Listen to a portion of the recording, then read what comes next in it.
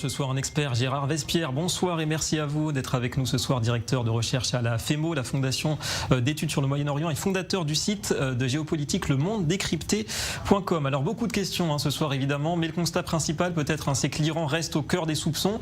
On connaît l'importance stratégique, économique de cette zone du Golfe Oman. On peut mesurer aujourd'hui la capacité de nuisance des Iraniens. Il y a un message, vous pensez, clair sur ce point de Téhéran en ce moment, justement montrer qu'il règne plus ou moins sur la zone ?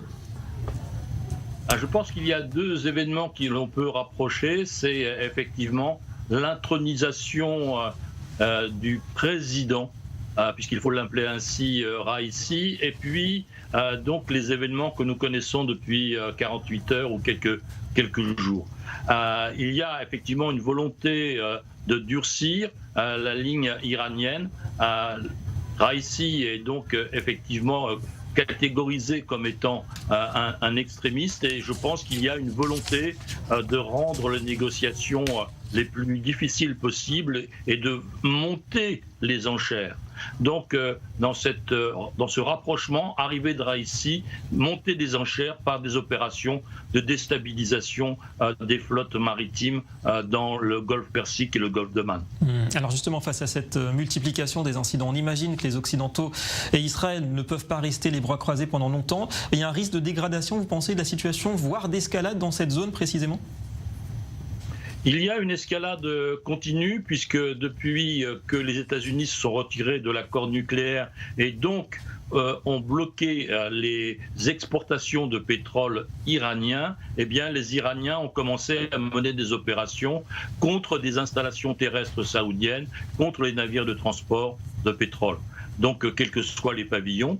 Et dans le cadre, deuxièmement, des opérations entre Téhéran et Tel Aviv, eh bien, effectivement, il y a eu aussi des opérations menées contre les intérêts israéliens dans le domaine maritime. Mais ce domaine maritime a été exploité par les Iraniens à partir de l'opération, donc pratiquement gel de leurs exploitations pétrolières. Et il y a donc effectivement un danger d'escalade, puisque là, nous avons quand même eu, il y a 3-4 jours, deux victimes, 2 morts, n'est-ce pas, un Britannique et un Roumain, ce qui aussi permet, d'une certaine façon, un rapprochement très fort des points de vue américains et européens vis-à-vis de l'Iran.